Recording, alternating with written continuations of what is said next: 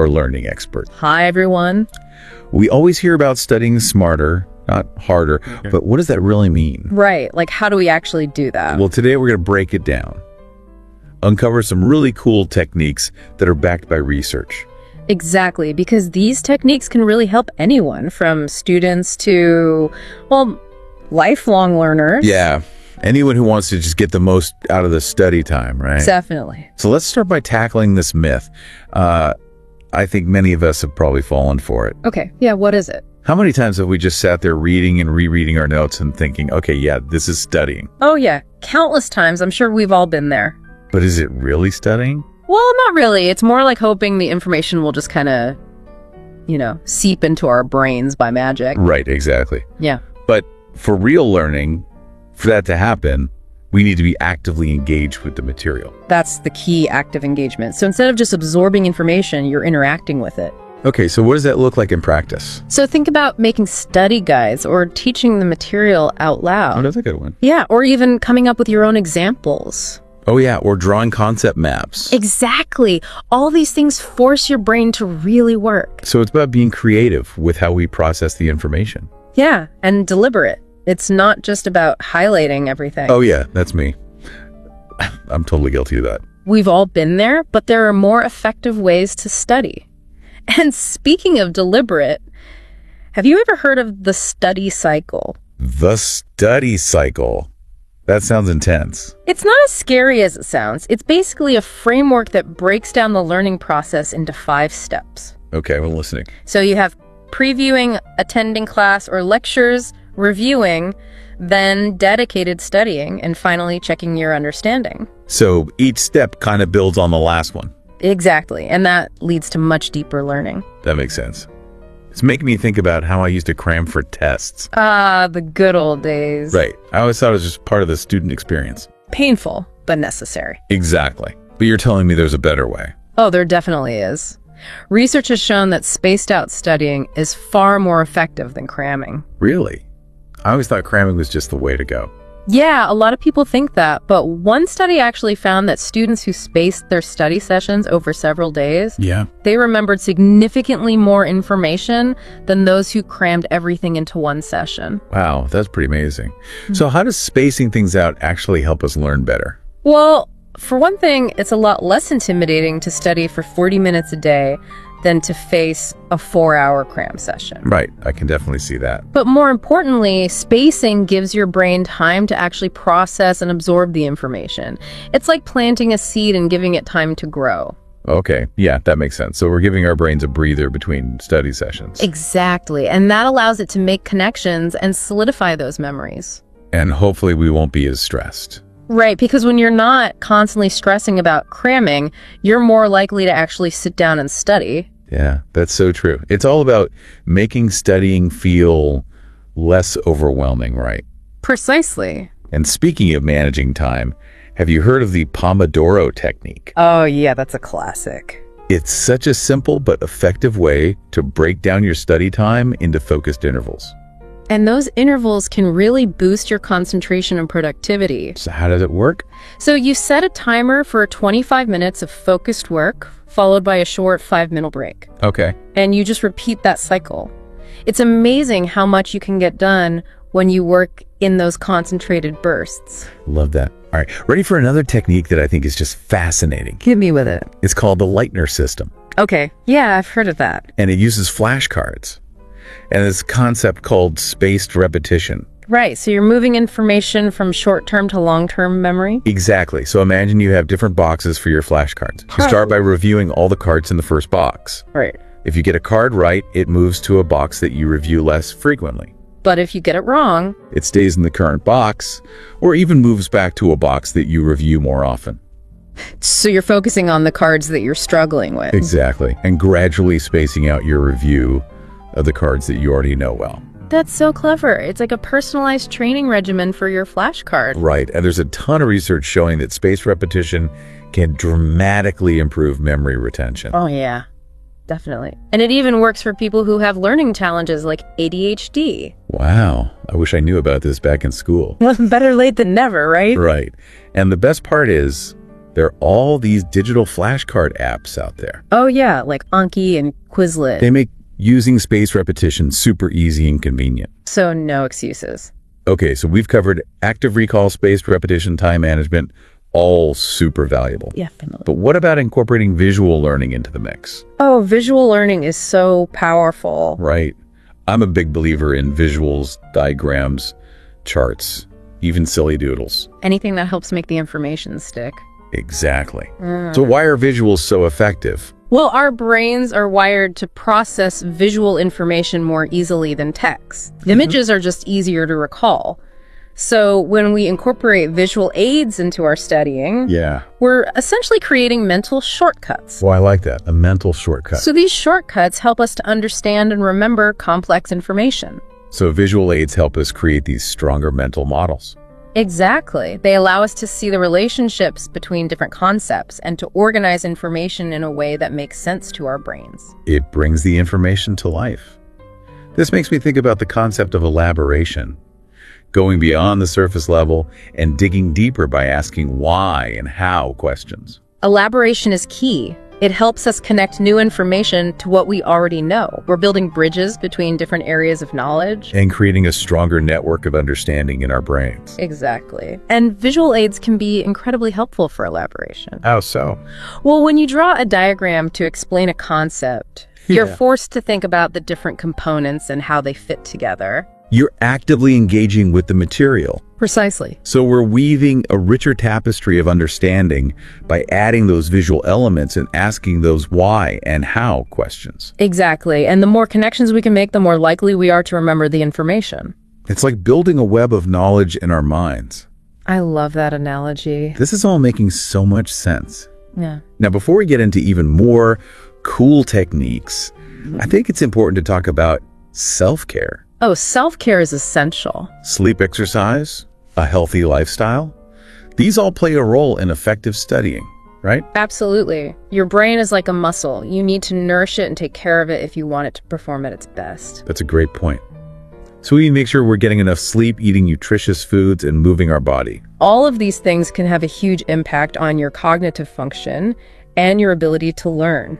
It's like setting the stage for successful studying. Exactly. When you're feeling your best, you're more likely to be focused, motivated, and ready to learn. That's a great place to pause for now, I think.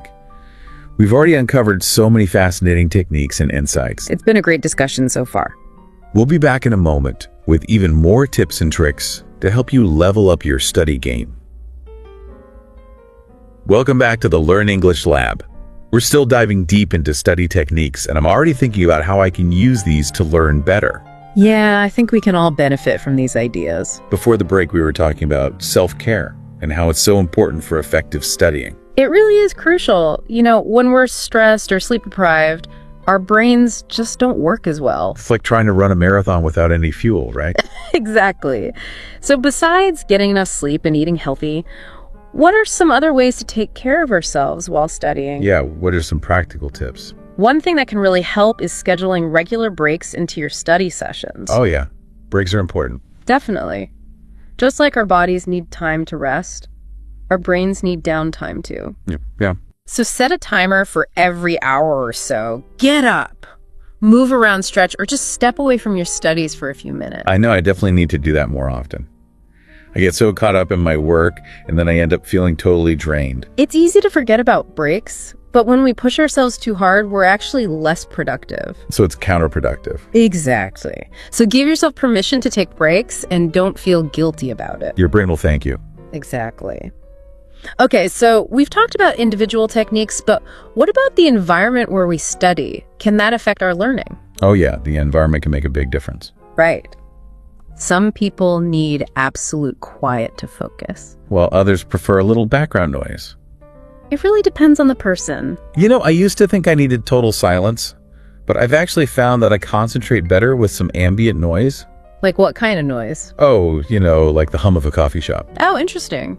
Yeah, for some people, that kind of white noise can actually help block out distracting thoughts. Yeah, it's like it creates a more focused atmosphere. Exactly. So it's not just about finding a quiet place, it's about finding a space where you feel comfortable and focused. Whatever works best for you. Right. And don't forget about the physical aspects of your study space. Oh yeah, like what? Is it well lit? Mm-hmm. Is your chair comfortable? Do you have all your supplies within reach? Ooh, all those little things can really make a difference. Definitely. If you're constantly getting up to search for a pen or a highlighter, it's going to break your concentration. Totally. Speaking of breaking concentration, let's talk about procrastination. The dreaded procrastination. We all do it, right? Why do we put off the things that are important to us? Well, I think it often comes down to fear or anxiety. Fear of what? We might be afraid of failing or feeling overwhelmed by the task at hand. So you just avoid it. Exactly, and hope that it'll magically go away. Which, of course, it never does. Never. So how do we combat this procrastination monster? Well, first, we need to acknowledge those feelings of fear or anxiety. So we're not ignoring them. Right, and don't beat yourself up about it. It's normal to feel that way. But then we need to break down those big, scary tasks into smaller, more manageable steps. It's like that saying, how do you eat an elephant? One bite at a time. Exactly. And those small steps, those little victories, they add up. So celebrate those small wins. Absolutely. Give yourself credit for every step you take in the right direction. You'll be amazed at how much more motivated you feel. That's a great tip. And you know what else can help with motivation? Having a clear understanding of your why. Your why? What do you mean? Like, why are you studying in the first place? What are your goals? What are you hoping to achieve? Oh, that's so important. When you have a strong sense of purpose, it's much easier to push through those moments of procrastination or self-doubt. It's like having a compass guiding you. Exactly. I love that. Okay, so before we wrap up, I want to go back to active learning. We talked about things like making study guides and teaching out loud. Yeah, those are great techniques. Are there any other active learning techniques that you recommend? Oh, definitely. One that comes to mind is taking notes by hand. Really? I thought typing notes was better. Typing can be faster, but there's something about writing by hand that really engages the brain.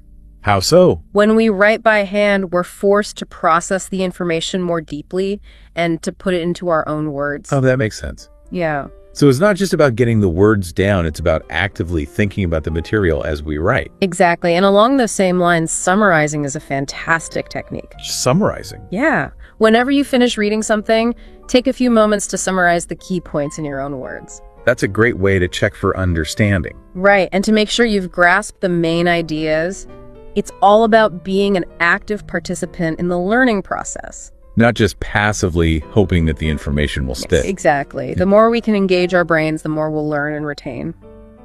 This has been such an insightful conversation. I'm already feeling more confident about my own study habits. That's great to hear. And remember, there's no one right way to study. It's about finding what works best for you. So experiment, try new things, and create a study routine that's effective and enjoyable. And don't get discouraged if something doesn't work for you. Just keep trying until you find what clicks. That's great advice. And to all our listeners out there, thank you so much for joining us on this deep dive into effective study techniques. It's been a pleasure. Remember to like, share, and subscribe to the Learn English Lab YouTube channel for more brain-boosting content. And keep those brains firing. Until next time, happy studying. And we're back to the Learn English Lab. Wow. I can't believe we're already wrapping up this deep dive into study techniques. Yeah, time flies when you're having fun learning. Doesn't it? We've covered so much good stuff. From active recall and spaced repetition to creating the perfect study environment, and of course, self-care. Yeah, it's like we've unlocked the secrets to effective studying. The ultimate study toolkit. Exactly. But before we finish up, I wanted to circle back to something we mentioned earlier about finding your why. Oh, yeah. That's a crucial one. You talked about how having a clear sense of purpose can be so motivating. Right, especially when we're struggling with procrastination or feeling a little doubtful. So can you talk a bit more about that? Why is finding your why so important? Well, think of it like this. When you really know why you're studying, when you have a vision of what you want to achieve, yeah, it's like having this guiding star, you know. It gives you direction. Exactly. It gives you a reason to keep going, even when things get tough. So we're connecting our studies to something bigger than ourselves.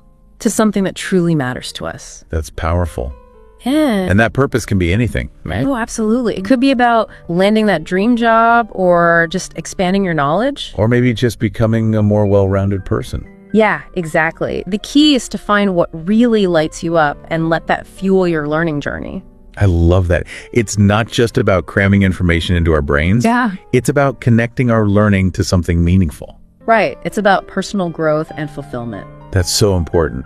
So if we're feeling stuck or unmotivated, taking a step back and asking ourselves, why am I doing this? It can make all the difference. It can rekindle that passion for learning. Exactly. This has been such a fantastic conversation. It really has. I've learned so much from you today. I'm glad to hear that. And I hope our listeners have too. I'm sure they have. So before we sign off, I just want to emphasize one key takeaway. Okay, what is it? There's no one-size-fits-all approach to studying. Oh, yeah, that's so important. It's about finding what works best for you. Right. We've explored so many different techniques, but it's up to each person to experiment and find what clicks for them. What resonates with their learning style and preferences. Exactly. So mix and match, try new things, and create a study routine that feels good to you. And don't be afraid to make adjustments along the way. Learning is a journey. It's not a destination. That's a great way to put it. And remember, even small changes can make a big impact on your learning. Don't underestimate the power of small steps. Well said. And to all our amazing listeners out there, thank you so much for joining us on this deep dive into effective study techniques. It's been a pleasure chatting with you all. Remember to like, share,